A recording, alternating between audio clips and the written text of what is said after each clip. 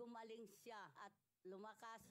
Kayo mga kabarangay ko, gumamit na kayo ng capsule. Kalusugan mo garantisado. Kaya kaibigan, buhay mo'y ingatan. Mag-Aldrich Pau de Arco Herbal Capsule na para kalusugan mo ay garantisado. Pwedeng tumawad? No need! Dahil 50% ang discount ni Magic ngayon sa Magic Department Store Big Sale! Big Sale! Big sale? 50%? Baka naman ilan lang naka 50% off. Nope! Mag-shopping ka ng half the price. Oo, kalahati lang babayadan mo. Dahil legit, 50% off lahat ng items sa lobby area ng Magic Department Store. Take note, lahat ng items sa lobby area. Dahil sa Magic Department Store, big sale. Big sale. Big discount on men's, ladies, and children's wear, shoes, accessories, toys, housewares, gift items, at marami pang iba. Kaya ano pang hinihintay mo? Get your card full with half the price to pay. 50% off legit! With Magic Department Store, big sale. Department Store, big sale. Magic Department Store Big Sale. Get 50% discount on all items at the lobby area. Only here at Magic Tayug Department Store from June 20 to 30, 2025. Kag si Romeo Castro, nakatira sa Manat, Bimali, Pagkasinan. Ang edad ko po, 57, tricycle driver lang ang hanap buhay ko. Noong napacheck up ako kay Dr. Glenn Soriano, nalaman nila na may diabetic ako. Kasi po, yung nararamdaman ko parang iba na yung direction na parang hindi ko alam kung nahihilo ako. Tumigil na akong pagka-tricycle. Yung una, 164 yung blood sugar ko. After 2 weeks, nung nag-take ako ng Ikarma, laging 100 na lang po. Kasi nung uminom ako ng Ikarma, marami akong pagbabagong nararamdaman. Saka yung mga ganun mga nararamdaman ko, nawala lahat. Gaya lang, parang naghihina, yun, nung nag-inom ako ng Ikarma, yun, marami pagbabago sa buhay ko, saka yung sa sarili kong kalusugan. Sa ngayon, hindi na ako nanghihina, bumabalik yung lakas ko. Sa ngayon, ginagamot ko ang sarili ko sa tulong ng Ikarma. Pupoy, ako sa labas sa Ikarma, mga kasama ko dyan, subukan natin ang Ikarma, gamutin natin sa sarili natin. Mga nakikinig po, subukan natin ang Ikarma para masubukan ang benepisyo dito. Mahalagang paalala, ang Ikarma Narati at capsules ay hindi gamot at hindi dapat gamitin panggamot sa anumang uri ng sakit. Matalinong pagtalakay sa mga usaping pambayan. Hihimayin ang bawat detalye para mailabas ang katotohanan. Kasama ang walang pinapanigan kundi ang tama. Orly Navarro. Orly sa IZ. Orly sa IZ. Orly in the morning.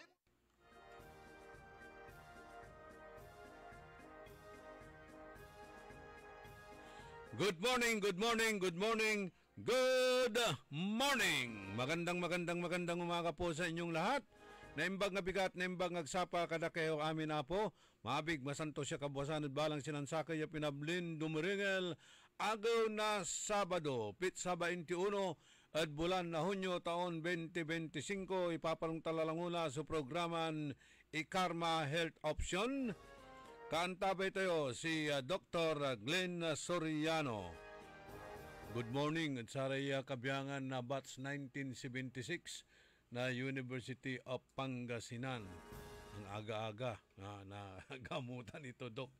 Alam nyo na, kapag tumatanda ang tao talagang maraming nararamdamang mga sakit. Kanya at sararatay nalilik na yuran na sakit nitan, anto ka man iraratay lilik na inyo, saragyo'y may konsulta edasayan na programa at panamaglay na itawag yun kinan Dr. Glenn Soriano number 0916-672-6056 or 0919-991-7986 na nang nyo screen na live streaming tayo, irarata niya numbers to. Tanjad stasyon 0968-677-7070 0920-954-8473. Amay-amay lalang ulay pantungtungan tayo, ya kabyangan na saray common iraya sakit-sakit ya nalilik na, nasaray marakal ira lautlad saray ugugaw tan senior citizens. Good morning, Dr. Glenn. Good morning, Partner Orly, at good morning na naman sa lahat ng nakikinig dito sa DWIC at lahat ng nanonood sa ating mga live streaming platforms. Ito nga, maganda na naman ang isang topic natin, ang main topic natin ni asthma. Pero ito, gusto ko nang i-touch natin ang mga topics ng katulad ng last week, ang diabetes. Kasi itong topic ng Pangulo natin, sunod-sunod inaabisuhan ng mga public na mag-ingat sa sakit ng diabetes. Kasi yan, gumagapang at marami pang side na complications na dulot niya. So, pag-usapan din natin yan.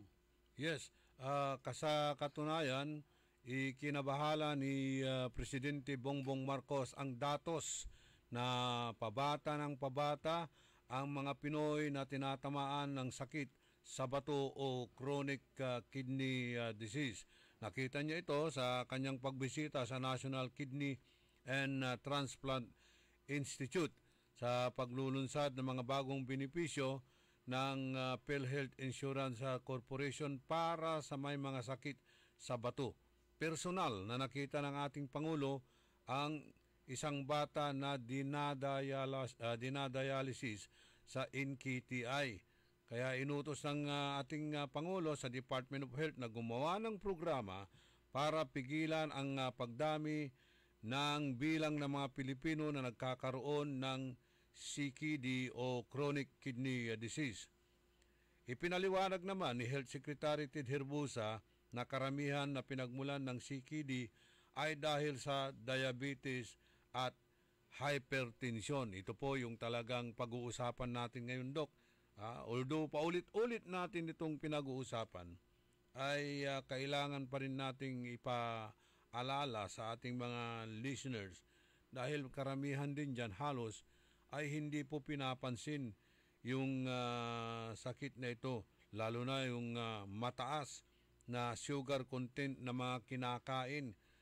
Kaya yung mga kabataan kung paano nagkakaroon ng sakit ng bato o diabetes dahil po sa mga pagkain na ito ay ino-order na lang sa pamamagitan ng online. Pag nasanay ang bata dyan, maiipon lahat yan sa kanyang katawan. Compounded, accumulated, hanggang magiging chronic na ito. Tama yan para yung tinamaan mo on the spot, talagang problema ng diet ng population especially itong mga bata is yung very sweet diet. Yan ang sinasabi ni Pangulo natin yung mga Pilipino talagang mga sweet tooth diet. Mahirap iwasan kasi para bang sa atin yan yung bang para bang custom yan basta gagawa ka ng pagkain kahit ano man ulam, dadagdagan mo talaga na sugar para matamis. O kaya maalat, o kaya mga bagoong, asin, patis. Itong numero 1 naman, ito sa mga negosyante naman. Siyempre gagawin, alam nila ang customer nila, gusto nilang matamis. Para makabenta sila ng marami, dadagdagan din ng sugar. Meron pa nga yung sinasabi nila magic sugar, dinadagdag sa mga juices. Mas delikado yun. Delikado rin yun. Well, siyempre, ang alam ko yung magic sugar dati pinagbawal na yan ang problema kasi noon is yung pagka nadadagdagan ng yung attraction na sweetness, dumadami ang consumption. Ganun yan Imbis na isang baso lang inumin mo sa sobrang sarap sa tamis, na-addict na yung body mo sa tamis, o-order ka pa ng isa pa. Isa pa. So parang ganon. So after yung juice mo, siyempre, takbo-takbo ka sa init ng panahon din ngayon, tatakbo ka. Ang susunod mo, yung soda. Ganon. Imbis na yung low sugar na mga yung hydration drinks, kukunin mo yung soda. Soda naman double-bladed din yan Hindi naman talaga nakaka-quench ng thirst ang soda kasi very high din ang sugar content. Dapat malaman din ng tao, ito sasabihin ko, yung sugar actually reduces yung hydration ng body. Yung sugar content ng blood natin decreases hydration. Okay? So the more sugar intake na inumin nyo, the more thirsty ang mangyayari. Mas nauuhaw kayo. Okay. Akala nyo yung nakuquench yung thirst nyo. Hindi, para bang temporary lang yan. Nararamdaman nyo. Konti lang ang tubig sa soft drinks. Mas marami yung sugar. So ang talagang dapat na gawin yan after strenuous exercise and pagpapapawis, yan yung mga mineral water, ganun yan. Yung mas maraming tubig at yung mga required na minerals para maibalik sa katawan yon. Ganun, yan ang proper hydration, hindi yung soda. So kapag ka umiinom ng soda, mga soft drinks, parang uhaw na uhaw ka eh. Yes. Lalo na kung malamig. The satisfaction, yung satisfaction nararamdaman ng tao, ay nakalagay mismo sa soft drinks eh. Refreshing, ganon. Yung refreshing, yung term na refreshing, sandali lang yun. Sa dila mo lang yan, sa bunganga mo lang yun. Actually, pagdating naman sa katawan, after a while, kulang pa rin yung 1 litrong Coca-Cola, kulang pala yung 1 litrong soda, kulang. So kung inumin nyo yung electrolytes, yung mineral water, kahit na 500 ml lang, after a while, yung rehydrated ka at tumatagal pa yon. Yung soda, after mga 15 to 30 minutes, uhaw ka pa rin. Kung yung proper hydration, mineral water, tatagal pa yan ng 1 oras, 2 oras. Yun ang proper hydration. Mga ilang liters na dapat mong i-intake sa soda bago tataas yung blood sugar? Mayroon ba tayong ano dyan? Hindi. Sa 500 ml lang na soda, di karamihan yung, ano ba yan? Yung 120 ml, may 500 ml, may litro. May sakto. Yung sakto pa lang tataas na kaagad eh. Within 15 minutes. Actually, ito nga, yung mga diabetic na nagkaka-hypoglycemia, di ba? Para bang baliktad yun eh. Hypoglycemia, biglang nauubos yung kanilang sugar supplies. Okay. Anong ginagawa doon? Binibigyan ng candy, o binibigyan ng juice, o binibigyan ng soda para tumaas yung blood sugar level na hindi delikado. Kasi ang blood sugar level, pag ang dapat is not below 80. Kung nanginginig na yung mga kamay mo, parang nahihilo ka na gutom ka, yung blood sugar level is about yung numero 80. Ganun yan eh. So sagad na. So kung minom ka na ng mga sakto o kumain ka ng hard candy, tataas niya ng mga 100 kaagad within 15 to 30 minutes. Taas kaagad, medyo maginhawa ka na. Ganun yun. So ang kadulol, kung sumobra naman ang sugar mo at hindi kayang tunawin, sunugin ng katawan mo, tataas ng sobra. So sobra doon sa 200, 300 na hindi naman kayang sunugin kaagad.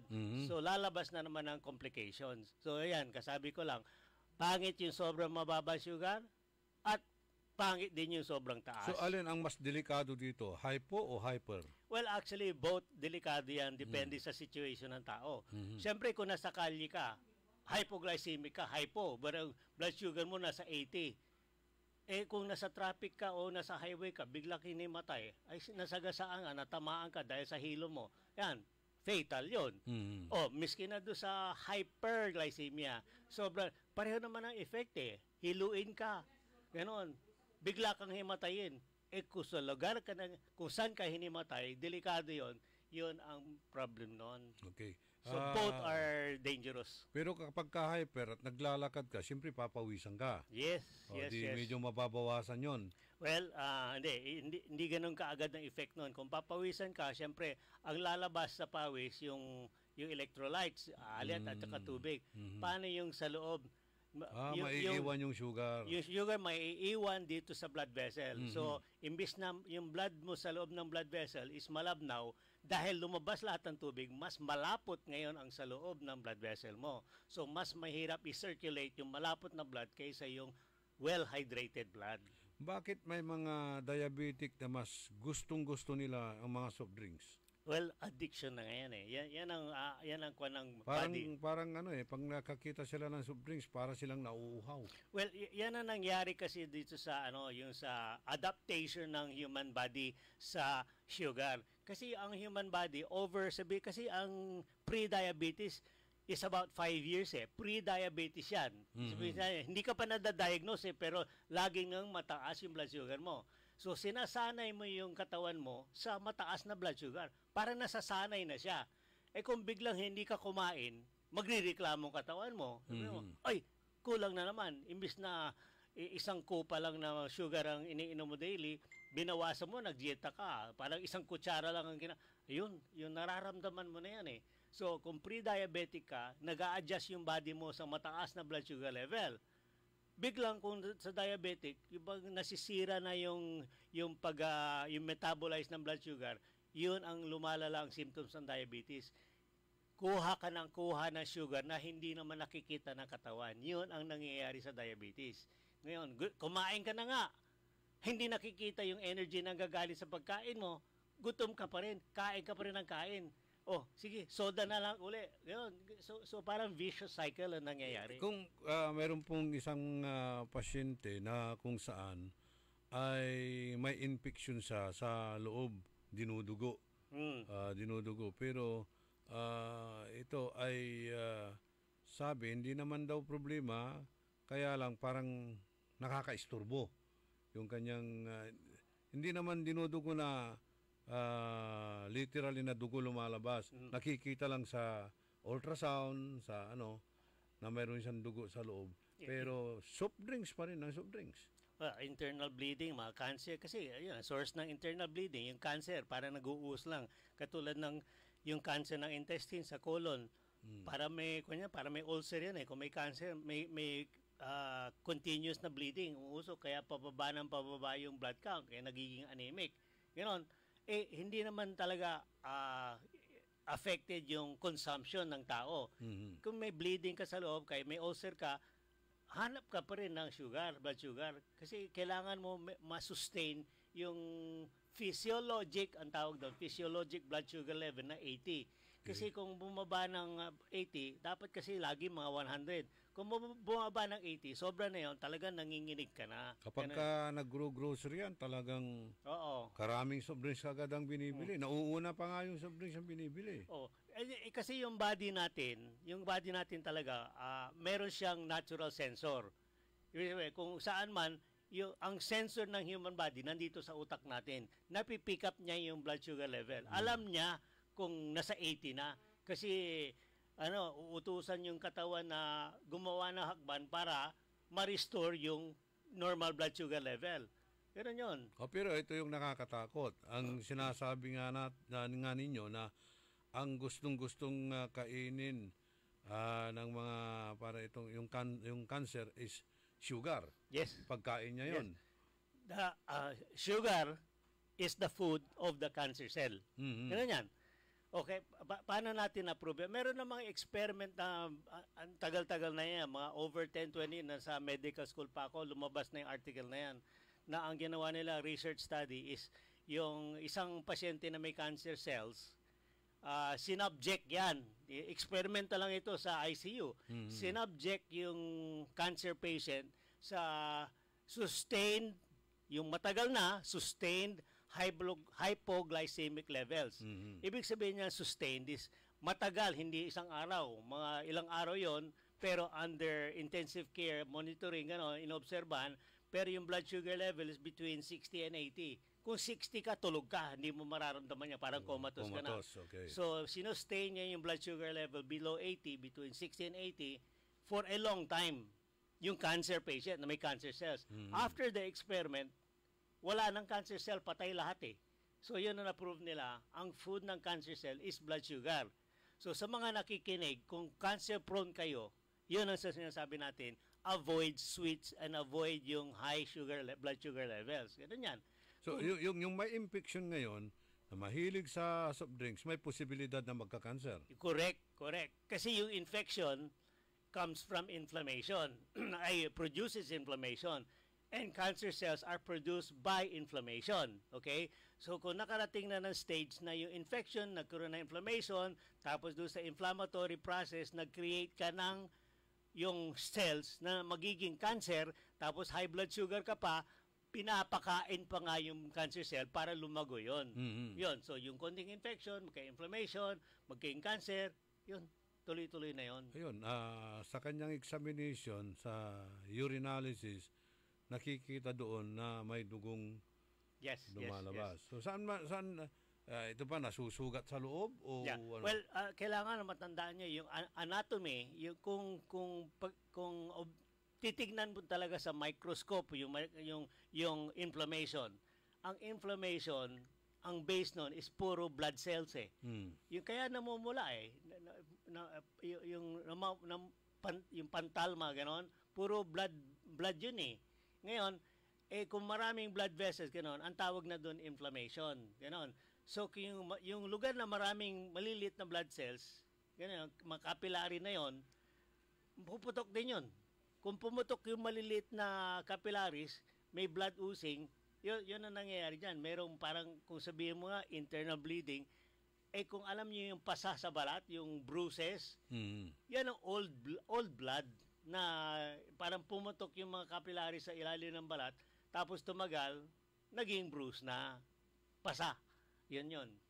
Ayun. So, kailangan talaga pigilin o kontrolin ang pag-inom ng mga soda o soft drinks. Yeah, yan ang pag-usapan natin kanina. Alam mo, it's very hard, difficult to curb. Ibig sabihin yan, yung pasaway na bata at mga mahilig sa sugar, mahirap mo talaga i-control yan eh. Kahit sabihin mo, huwag kang uminom ng matamis, huwag kang kumain ng matamis.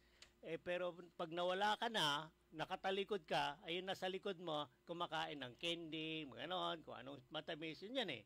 Okay, so anong remedyo natin yan? Practical. Ako lagi nagsasabi, alam nyo, mahirap gawin talaga yung idea, yung model na dapat mong gawin. So, sige, dalawang gawin mo, dalawang strategy yan. Yung curb yung appetite ng sugar. Yung mga matamis na gustong-gusto, hanapan mo na nga ng kapalit nun. May kapalit nun para masatisfy lang yung dila na mas mababang sugar. O yun, parang nga nahati mo na yung sugar intake.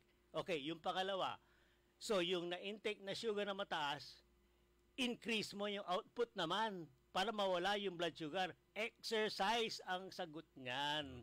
Okay? So yan, dalawa na yan. Yung manage yung intake, bawasan yung sugar, palitan ng iba. Imbis na high sugar candy, bigyan mo na naman ng ibang pagkain na medyo mas mababa sugar. Tapos, daily walking, running, o exercise na para masunog kaagad yung blood sugar. Yan ang dapat gawin. Hindi pwedeng isa lang. So, yan ang dapat gawin natin. Nare-repair ba ang kidney, Doc? Ang repair is, yung relative na speaking, nare-repair ba? Sa akin, ang nakikita ko dyan is the regeneration of yung tulog na cells. Kasi ang body cells, mayroong isang therapy na lumalabas ngayon na sinasabi nila yung stem cell. Kasi yung stem cell is yung baby cell na wala pang patunguhan. Kung anong klaseng mangyayari nyon. Yung kidney meron siyang stem cell. Ngayon, kung i-stimulate mo yung stem cell para maging kidney cell, yung tuloy-tuloy na proseso nun, yun ang repair. So, yung mga may kidney damage, kung alagaan mo yung damage, yung alagaan mo ng tama yung kidney, na hindi mo bigyan lagi ng mga lason, pwede siyang mag-rest and repair. RNR yan eh, rest and repair. Okay? Pero kung tuloy-tuloy ka mag-insulto sa kidney mo, tuloy-tuloy mabigyan ng mga gamot na pansira ng kidney, o yung mataas na maalat, o maraming sugar, parang pinapagtrabaho mo yung kidney na meron ng damage eh. So talagang kailangan itigil yan yung mga insult sa kidney.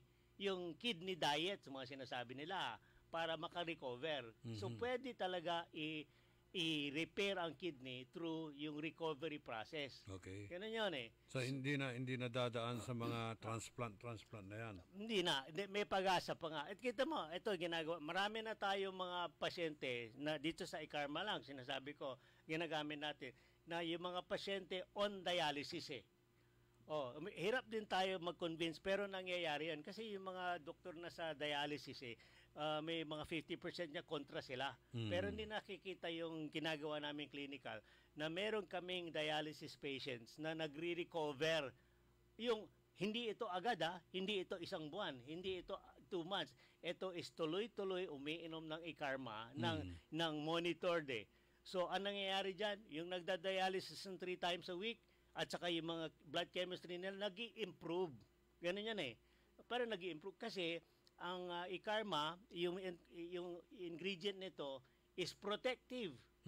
Kung ano man natitirang matinong lugar ng kidney mo, poprotektahan yan para hindi lalo masira. O sige, tapos yung natitirang parte ng kidney na damage na, inflammatory na, babalik ta rin niya yun para buhayin niya magtrabaho uli. Yun sa anti-inflammatory. Ganon. So, yung ibang inflammation cells na sa kidney damage, magiging cancer. So, ang ginagawa ng ikarma, anti-cancer, pinapatay pa yung cancer cells. Okay. Yun yung tatlong mechanism na gumagana sa ikarma. Itong dito, sinasabing itong kidney na kung saan ay nagsasala ba ito ng mga pagkain natin o ano? Ang trabaho ng kidney is to eliminate the nitrogenous waste. Okay. Sino nagsasala doon sa ano? Liver, kidney, or... Hindi, ang liver may trabaho din yon. Detoxification din ng liver. Okay? Kasi initial, yung pagkain nanggaling sa tiyan, dediretso lahat yun sa liver. Yung liver, meron siyang detoxification. Isang example niyan is yung alcohol. Inom ka maraming alcohol, yung alcohol pupunta sa liver para maneutralize yun. So, hindi diretso alcohol ang papasok sa dugo mo. Yung metabolites ng alcohol ang papasok sa blood system. Okay. Yung naiiwan sa liver, yung nagiging fatty liver, yun ang toxic part ng alcohol. So, yun ang nagdidiferensya sa liver. Ngayon, yung nakakalusot sa liver na detoxified na, okay, papasok sa katawan natin. Okay? Kasama ng nutrients yan. So, yung nutrients na kasama ang protein, papasok sa muscle. Yung muscle, gagamitin niya yung nutrients, ibabalik niya sa dugo. Yung metabolite ng protein, isang metabolite yan is ammonia, nitrogenous waste. Yung nitrogenous waste, ang example niyan, ihi. So yung nagtrabaho ang muscle, may waste product ang muscle, ibabalik niya sa dugo yan. Sino may trabaho ngayon? Yung waste product ng protein, uric acid isa, pupunta ngayon sa kidney para masala yon para maging ihi. Yun ang proseso ng yung waste management ng body natin, liver at saka kidney. Pero nasabi niyo yung fatty liver, may mga taong hindi rin naman umiinom. Bakit nagkakaroon ng fatty liver? Kasi Normal ba yun? Normal ba yung fatty liver? Normal yun. Hindi lang sa alcohol yan eh. Ibig sabihin, a fatty liver is a reflection ng inyong liver function. Good or bad? Both eh. Kasi kung wala kang fatty liver, hindi naman ibig sabihin niya hindi ka umiinom. Ang fatty liver, wala kang fatty liver, ibig sabihin niya maganda ang metabolism ng liver mo.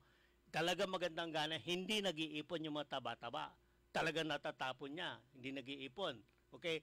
So, yung the presence of fatty liver at a certain level, marami. Marami na ako nakita autopsy ng mga normal people na hindi naman talaga uminom, maganda na, may fatty liver eh. Pero very healthy ang life nila. In the history, mula nung adult sila, senior eh, healthy eh. O bakit may fatty liver? Well, ibig sabihin din yan is nagtrabaho din yung liver. Nagtanggal din siya ng toxic at tinago lang yan. O hindi naman naka-affect ng normal functional liver. Sapat na yon. Eh pagdating na 90, may fatty liver siya ng konti, namatay na through other causes. Pero may fatty liver siya. Ngayon, sasabihin ito, cause of death, fatty liver? Ay, hindi. Mali-mali nga ang yung result na. Ito mga marites yung fatty liver, secondary to ganon. Well, fatty liver is one of the incidental findings sa maraming autopsy. Pero nakakamatay din yung fatty liver. Hindi naman. Hindi mo pwedeng sabihin yung cause ng death ng fatty liver. Kung severe ang fatty liver mo, babagsak yan sa... marami affected na trabaho ng liver. So, liver failure. Kung mayroon kang fatty liver, babagsak ba yan sa liver cancer? Cirrhosis o ano? Well, it could be indirectly connected. Kasi kung meron kang severe fatty liver, hindi nagfa-function yung liver mo. Okay. So, yung function ng liver mo patay, so maraming complication yon, kasama na yung development ng liver cancer, cirrhosis. Yun. Kasi kung sobrang taba, kung tumitigas yung taba, nagiging cirrhosis na yon. Ang cirrhosis is hardening of the liver. Ayun. Yung translation ng yung tumitigas, yung kumukunat, yung liver talaga dapat very soft net. Kaya kung matigas na yung liver mo, hindi na makaka-absorb ng mga... Hindi na. Parang sponge nga yun liver natin. Dapat yung trabaho nun. Kung bato yung liver mo, yung bato dapat yung kidney. Pati liver mo, nagiging bato. Okay. So, itong ikarma, paano makakatulong ito sa mga sa mga kidney disease, liver disease, ano yan. Mga organs. Well, kanina, lagi ko nang sinasabi nila, marami nagtatanong, ano ang nakukuha benefit sa ikarma? Nakakatulong sa maraming chronic disease, katulad ng diabetes, liver disease, renal. Tatlo yan Tatlong very strong na attributes ng ikarma na nakita through research. Ito madaming research Over the past 10, 20 years pa nga maraming scientists na parang amazed dito sa effects ng Nara extract, which is ikarma. Ang tatlong yan is antioxidation, very potent. Number 1 sa Pilipinas yan. Number 2 is anti-inflammatory, very strong, parang natural steroid yan sa katawan. At saka anti-cancer.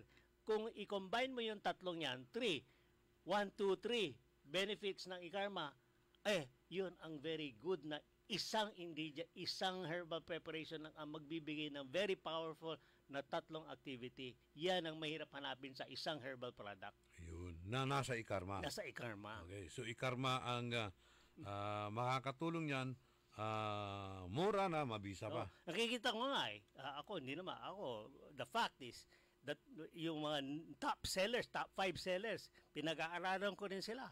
Sabi ko parang hindi yata lumalapit sa sa ikarma. Sasabihin ko kasi nakikita ko, sinasabi ko ano-anong promo ginagawa nila. Sabi ko, well, lahat yan nasa ikarma. Pero yung meron kayo do sa product nyo, medyo mahina ang activity. Dito sa ikarma, kompleto yan at malakas pa. Ganun yan may mga products dyan na 3-in-1, 5-in-1, 10-in-1. Sabi ko, yung 10-in-1, parang kurot lang sa 10 yon. Okay. Kasi ayon sa pag-aaral, mas mataas ang orak nitong ikarma. Yan nga. Wala pa ako nakikita ng bagong development Pinag-aralan na nga ito. Top yung research facility dito sa Pilipinas. Pinag-aralan talaga. Ang acceptable na malakas talaga na ORAC score sa Pilipinas is 10,000 yung mga top sellers sa Pilipinas ng herbal products is 10,000. 25,000 ang ikarma. Kaya mas mataas. Kaya talaga very effective Oxygen oxygen radical absorbance capacity. Okay. Kung gaano kaganda yung sponge mo. Alam mo yung di ko alam kung marunong ka dito sa chamois cloth, pangpunas ng kotse. Okay, yung microfibril, bibilin mo sa mga auto supply, fiber magalambot yan pero lagay mo sa tubig. Kanyan, absorb ka agad. Pag tanggal mo, tuyo na. Pero pag wala ng tubig, matigas na matigas. Ito chamois cloth, lagi kong ginagamit. Ulan, basa yung kotse, punas mo kaagad. Parang hindi nadapuan ng ulan yung chamois cloth. Okay. Yun ang sinasabi nila, example ng ORAC. Kung gaano effective, efficient siya sa pag-absorb ng free radicals, yun ang ikarma. Ganun yun. So, top of the line na absorbance. Ngayon, kung paghalo-haluin mo itong mga herbal na ito, sabay-sabayin mo silang i-take. Wala bang dyan, epekto? Wala bang... Wala naman. Para kang kumain ng bulang-bulang, bulang lang. O parang kumain ng pinakbet. Dinengdeng, gano'n. Dinengdeng, gano'n. Chapsoy. Andun, halo-halo. Meron kang talong, meron kang palaya, meron kang kalubasa, lahat, kompleto yung gulay mo, nandun. Okay? Kung halo-haluin mo yan, ay di, kung ano yung benepisyo mo na nakukuha sa talong, meron dun. Kung anong benepisyo na meron din dun. Lahat ng benepisyo nandun, sabay-sabay. Pero in smaller quantities. Kung gusto mo yung maximum effect ng isang ingredient, yun na lang ang kainin mo. Ganun yan Okay? So, ito mga herbal preparations, may mahilig sa ampalaya, may mahilig sa malunggay, may mahilig sa ganito. tinitingnan nila yung product. Ito yung ginagamit ko. Meron din dyan. Sige, yan ang bilhin ko. Kasi meron siya eh. Pero ang quantity ng gusto mo, bawas na eh. Ganoon eh. Kaya pala may herbal na pito-pito, pinaghalo-halo doon. Pinaghalo-halo mo. Okay. So, hindi concentrated, hindi mataas ang level. Mabisa na nga yun. Malunggay, mabisa nga. Malunggay pandesal, mabisa talaga malunggay eh. Pero ilan nakikita mong piraso na malunggay sa pandesal mo? Hanapin po, matagal mong hanapin yung isang piraso eh. Pero nandun, di ba? So, yung benefit ng halaman na yan, totoo ba yan? So, malaking question din sa mga consumer yan eh. So, kakain ka ng 500 pesos na malunggay pandesal, siguro makuha mo yung benepisyo ng malunggay. Okay. Ganun yun. So, para bang i-analyze mo na lang. So, wala ring expiration. Walang expiration itong mga herbal products na ito. Well, ang expiration is based on yung 1 year na pag-aaral ng manufacturer. Ang gina-manufacturer, sinusubukan niya yung effectivity ng kanyang products sa kanyang laboratorio. Ngayon, sasabihin niya, itong mga ikarma natin, sinubukan niyan, yung 1 year effectivity, okay, 100% pa. After 1 year, hindi natin alam kung gaano effectivity. So, hindi pwedeng ibenta doon sa nakalagay expiration ng kahon. Pero most products, yung expiration is based on yung manufacturer, kung anong sabihin niyang effectivity, tapos gano'n ibebenta sa mga pharmaceutical. Gano'n. So, after the 1 year expiration, hindi igagaranti ng pharmaceutical na effective pa yan. Pero sa akin, personally, sabi ko, kahit na 2 years after the expiration date, baka po pwede pa yun. Ganun din sa mga gamot. Yeah, wag lang amagin, wag lang mabasa, wag lang magkaroon ng ganyan yan eh. Yung sa mga gamot, siyempre, yung chemical na yan, pag well-preserved, refrigerated to frozen, hindi naman gagalaw yung effective na ingredient noon. Ganun yan. So, expiration date, basically ano lang eh, it's yung guarantee of efficacy dun sa drugstore, ganun yan eh. Sa FDA kailangan talaga yon. Okay, balik tayo dito sa CKD o chronic kidney disease na nagkakaroon ka ng chronic kidney disease dahil sa diabetes. Nagkakaroon ka rin ng diabetes dahil sa mga matatamis na pagkain. Okay. Oo. So, ngayon, dito sa matatamis na pagkain na ito, lalo na sa mga food chain na yan, hindi ba pwedeng ipagbawal na lang ng DOH yung mga ganong klaseng... Yeah, actually ginagawa na nga. Narinig ko na last week, ito opening ng schools. Pinagbawalan na nga yung pagbebenta sa loob ng campus ng yung junk food. Kung ano yung consider nilang junk food, ibang kwento na rin yun eh. Pati mga, bawal nga talaga kasi temptation yun sa bata. Kung may pera yung bata, pupunta doon sa, nandun na, bibili niya yung junk food, matatamis, kung ano, adi yan ang kakainin niya. Imbis na yung kakainin niyang baon ng bigay galing sa bahay na medyo healthy pa, bibili niya yung junk food na nandyan na mas matamis. Ganun yan eh. Oo. Kasi sa mga restaurants, pagpapasok kami, mga matataasang timplada eh. Yes. Lalo na pag ang kusinero nila is chain smoker, kapag ka nag-i-smoke ka, hindi mo matitikman yung lasa ng kain. Marami natin masasabi dyan sa mga chef na kung magtimpla. Pero ako paniwala ko lang din, the goal of the cook, the chef, is to attract customers short term, hindi long term. Basta dumami ngayon, bukas, maraming customer, maraming income. Hindi ka magtitimpla ng yung very healthy nutritional para yung healthy customer na dumarating sa iyo once a year. Hindi mo isasatisfy yon. Isasatisfy mo yung masang dumarating sa iyo. So, tatamisan mo talaga yung pagkain. Ayan na. So, ako, sabi ko, mahirap talaga in-control ang diet ng tao, junk food, ganito. So, kung hindi mo makontrol, well, yung sabi nila, if you can't beat them, join them. Okay, sige. Kumain kayo ng gano'ng matamis. Bawasan mo na ng konti. Pero ngayon, ang remedyo ko sa iyo, dagdagan mo nga yung exercise mo. Kasi yun lang gawin mo. For the next 5 years, sige, i-maintain mo yung sugar diet mo. Yung tama, wag mo dagdagan, tama lang. Pero dagdagan mo yung walking mo every morning. Dagdagan mo ng 15 to 30 minutes every morning. Wala, ayos na. Wala kang problema. Ayun. So dito natin nakikita yung sinasabing hereditary. Kasi kung anong kinakain ni magulang, ganun din ang kinakain ng anak. Kaya nga, kinokontra ko yung sinasabi nilang yung genetic Hindi yung genetic ang minana mo. Minana mo yung ugali ng magulang mo. Lifestyle. Okay. O kasi yung lolo mo, ganon. Yung nanay mo, ganon. No. Siblings, Kasi, antibol. Si nanay mo, si tatay mo, mahilig mag-order sa online ng pagkain. Correct. So yung kung anong kinakain ni nanay sa ni tatay, siyempre kakainin ng anak. So sinasabi, yung the past 3 generations, sinira mo yung immune system ng, yung pamilya na yan Sinira mo yung immune system. So ngayon, ang inaano nila, genetic Dahil doon sa lahi mo na yan Pero ang nasa lahi mo, yung ugali ng 1 kilong asukal every morning. Yung lifestyle ang ang namamana mo doon. Ako sasabihin ko hanggang sa Hindi yung sakit ang namamana. Okay. Sasabihin ko baguhin yung lifestyle for the next 5 years at the next year. Hindi natin pwedeng baguhin ngayon ang health status ng population.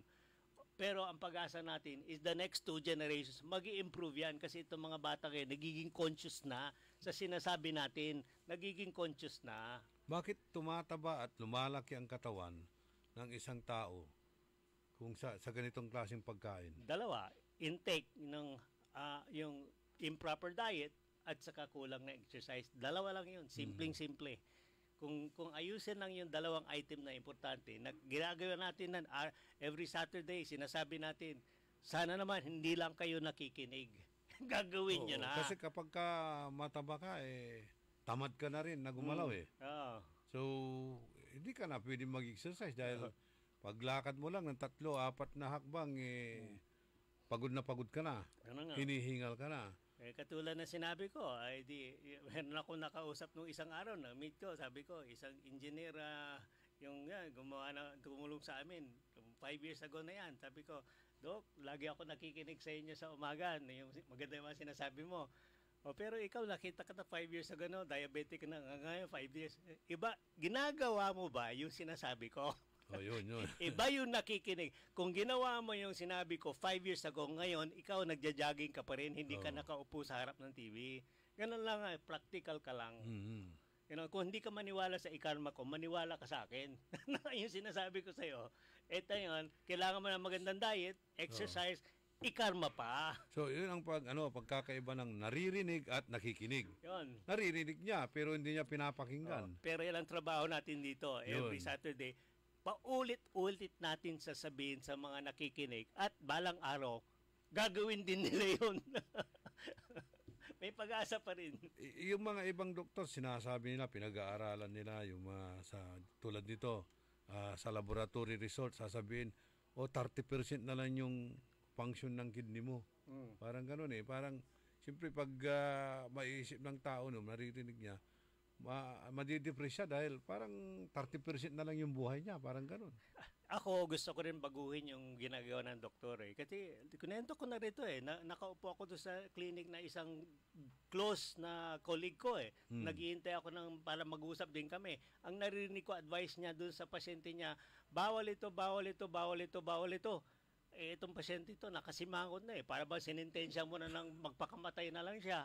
Tayo sinabi mo, ito kanina, yung gano'n ang advice. Hindi dapat baliktarin mo yung kidney mo 30% na lang. Hindi ako. So sabi ko, sir, meron ka pang 70% na activity, ang ganda pa ng kidney mo. Pero meron tayong konti may diferensya. Ayusin natin itong 70% para bumalik na yung 100%. Ang ganda ng pag-asa mo pa. I-reverse mo na lang yung reverse psychology. Huwag mo sabihin mamamatay ka na bukas. Sasabihin mo, hindi, baka tumagal pa tayo na 1 linggo. Ganon lang. So, paano nagkakaroon o paano tumataas ang blood sugar sa mga pagkain natin? Well, merong play yan ang physiological play. Una, paano tataas ang blood sugar? Yung pagkain mo, pwedeng dinagdagan mo, tumaas. Okay? Miski na hindi mo dinagdagan ang pagkain ng sugar mo, kung pumasok sa tiyan mo, yung absorption ng tiyan mo, mas mabilis. Pwede. Yung pangatlo, yung metabolism na, di ba sabi ko sa pagkakain mo, pupunta sa tiyan mo, pupunta sa liver mo. Pag yung liver mo pangit ng function, yun, isa pa, hindi nasasala lahat ng sugar, diretso sa blood, tataas ang blood sugar mo. Doon sa blood mismo, pag pangit ang receptor, kasi doon sa loob ng blood vessel, may receptor doon. Kukunin yung blood sugar, dadali sa loob ng cell. Pag yung receptor may diferensya, hindi rin niya ma-absorb. Diretso na itatapon niya sa kidney as high sugar sa kidney mo. So, yun ang cycle niyan. So, maraming lugar na pwedeng magka-diferensya sa bakit tumataas ang blood sugar. Sa pagkain mo, sa absorption mo, sa liver mo, at sa pagtapon. Marami. Kasi meron tayong natural sugar produced by the pancreas. Well, hindi. Yung liver ang nagpo-produce ng natural sugar. Yung glycogen, ang ganon. Yung pancreas, yung pancreas is the insulin. Insulin. Okay. Yung insulin nagpampatunaw ng, actually, yung insulin na nagdadala ng sugar sa loob ng blood cell. Ngayon, yung trabaho ng insulin na yan, una, kung kulang insulin. Paano niya madadala ng kailangan sugar? Kulang-kulang. Hindi lang sa kulang. Merong insulin na abnormal ng klase. Hindi na makatrabaho ng tama.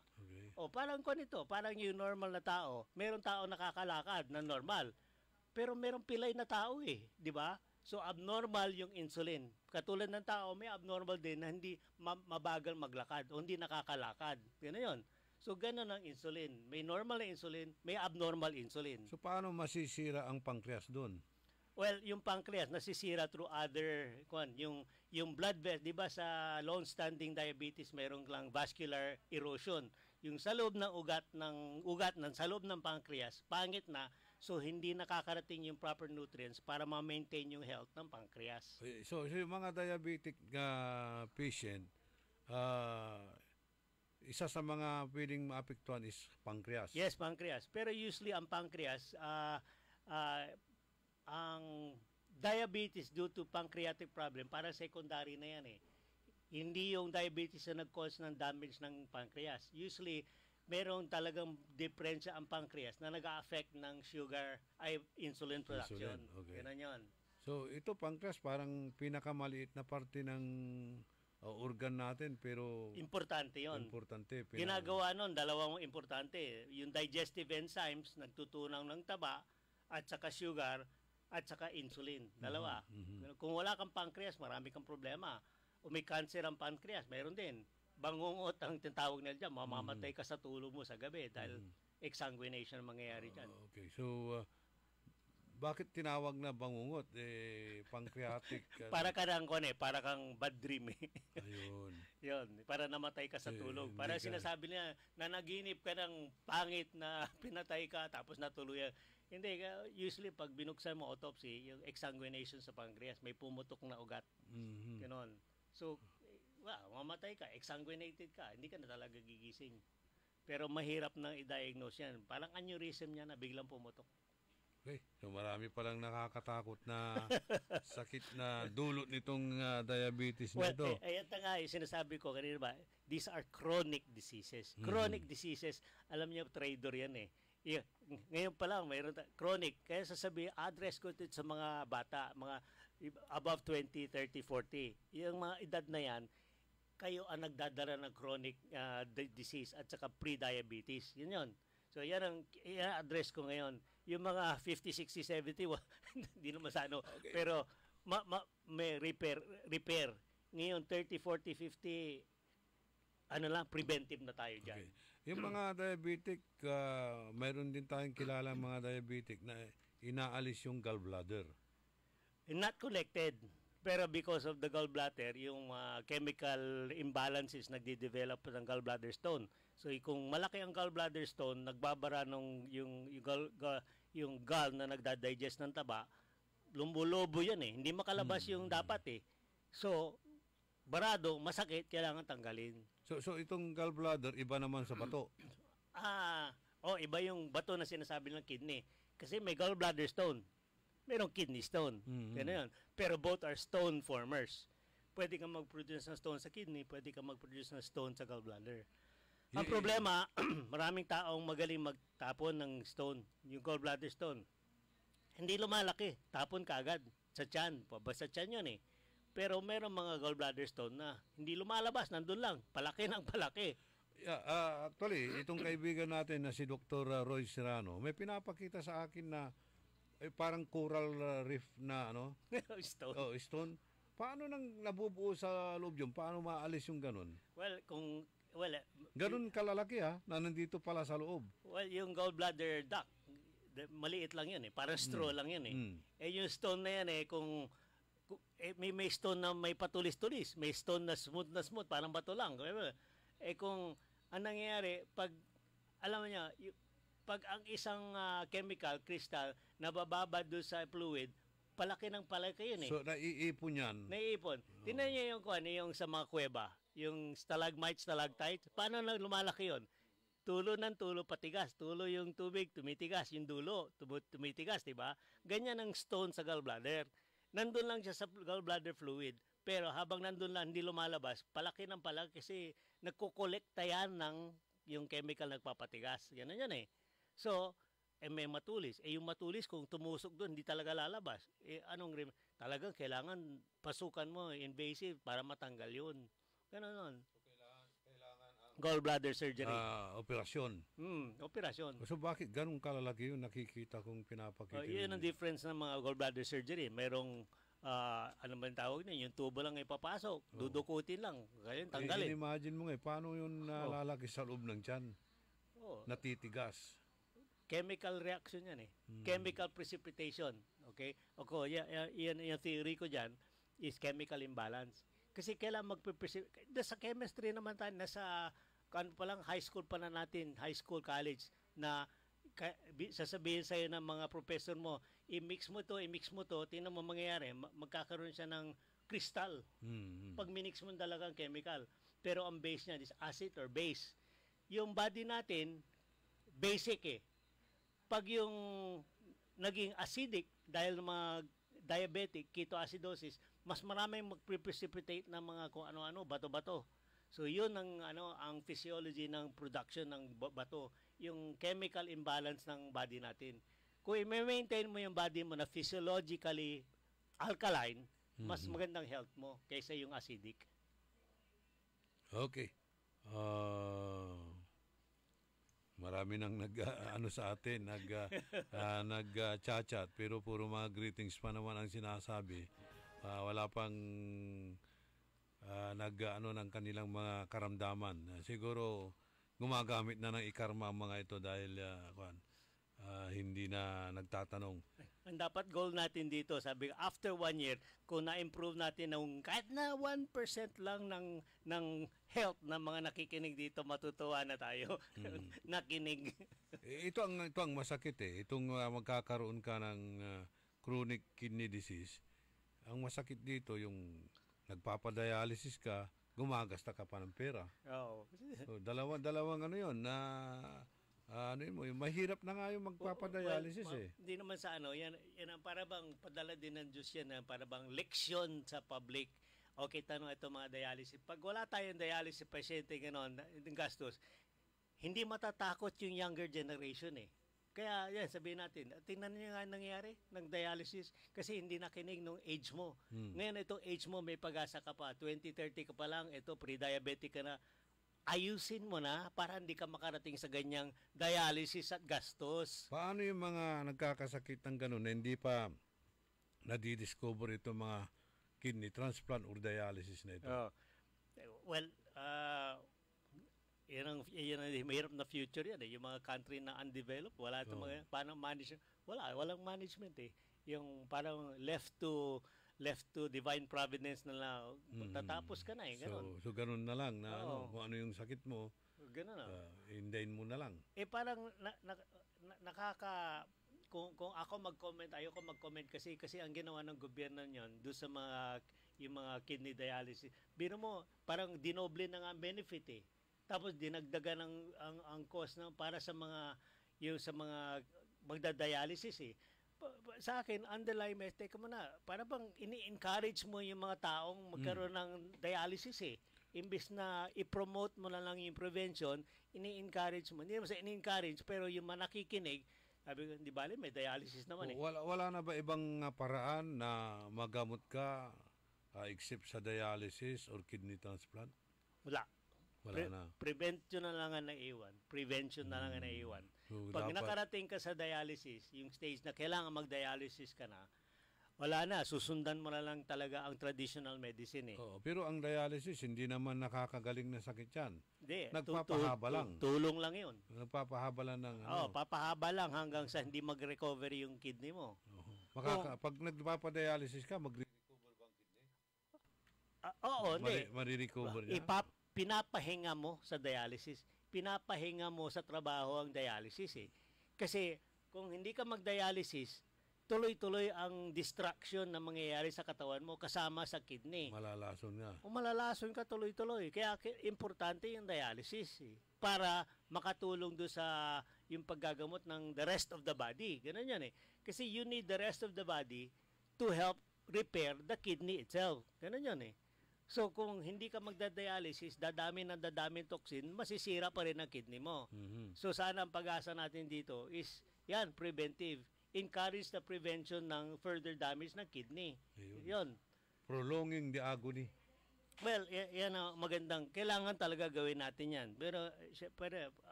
may underlying message na hindi rin maganda. Sabi mo, para bang ini-encourage mo yung community na, para bang sinasabi dati, may gamot naman eh. Oh, yun. Oh, sabi ko, may gamot nga. Pasalamat ka sa gobyerno natin na dinadagdagan nga ang dialysis benefit eh. Ganon. Biro mo, ilang sessions, 90, naging pero 100 plus. Maski na, pero gugustuhin mo ba, di ba, libre? Gugustuhin mo ba mag-dialysis? O... Well, yeah, alleviated ng kwan. Pero sa akin, hindi Kasi marami akong kilala, mga kaibigan na nagpa-dialysis. 2 years, ang damos is 2 years to 3 years. Baka po, wala na. Kasi makikita mo, matutuyo na yung katawan niya eh. Tama. Pasyente natin, meron tayong pasyente dito, nagtitestimonya na sa Cebu, dialysis siya a long time. Nung nag-umpisa siya na ikarma, pakunti dialysis niya. Dati nag-wheelchair, ngayon naglalakad na. May pag-asa pa rin. Ganun yan eh. So, pero isang term na lagi kong ginagamit, compliance. Mag-comply ka dun sa dapat mong gawin. Huwag kang pasaway. Yun. Mag-comply ka, huwag kang pasaway. Ang hirap nga kasi kapag ka nag-iikarma ka, bumalik ka sa sigla mo. Yung mga dapat iwasan, binalikan mo uli. Yan. Tulad ng ating kaibigan. Ayun nga, nangyayari dyan eh. Bumalik ka sa magandang buhay, pero bumalik ka rin sa mga bisyo mo. Okay, good morning kay Kagawad Mirna Esteves, dyan sa Pogo Grande, si GR Mamaril sa Salisay, si Steven Garcia, kay Alberto Navarro sa Bunuan Bukig, si Normando Garin, Jane Magsano, kay Kuyang Emmanuel Corrales dyan sa Daly City, California, USA. Yan, nakikinig siya. Kaya grinigrit din niya yung mga pamilya niya, Ugaban family, Alex Ugaban, at ang pinsan niya si Pilita Corrales Ugaban. Parang artista yun. Si Rafael Mangalyag Jr., si Jima Solomon, si Mang Ben Joby Benjovillanos, si Cecilia Morante at Roberto Nemer, at ay mga avid listeners natin sa kanilang mga bahay, mga nagdadrive, mga motorista. Magandang umaga po sa inyong lahat. Kailangan po nating mag-ikarma para humaba ang buhay. Dr. Glenn? Yes, good morning ulit sa lahat. Happy weekend sa lahat. At sana naman hindi lang kayo nakikinig at ina-apply nyo lahat ng natutunan nyo rito sa ating programa para sa forever good health rest of your life. Hindi na natin natalakay yung topic nating asma. Kasi mas maganda itong diabetes. Mas marami ang may diabetes kaysa may asma. Well, ganun din. Pero asma, kung asma, lalala din yung diabetes mo. So, dapat i-cover din natin. Sige, marami pa naman tayong episode i-attention naman natin ang mga prime concern ng mga public, which is yan, diabetes talaga. Mother of all chronic diseases. Okay. So, mabahala po tayo. Nababahala ng ating Pangulo dahil pabata ng pabata yung mga nagkakaroon ng chronic kidney disease dahil sa diabetes at hypertension. Very good. Kasama natin si Ka Edwin Inong sa technical side, Sa amigo yo, your one and only in the morning, nagbabalita ng tama, naglilingkod ng tama, at nag-iikarma. 8:02. That time check was brought to you by Bingo Plus. Download Bingo Plus app now on Google Play and Apple App Store. Visit bingoplus.com to learn more. With Bingo Plus, bingo sa saya, plus sa panalo. Gaming is for 21 years old and above only. Game responsibly, keep it fun. Magandang araw po sa ating lahat. Inaanyayahan ko po kayo sa buwan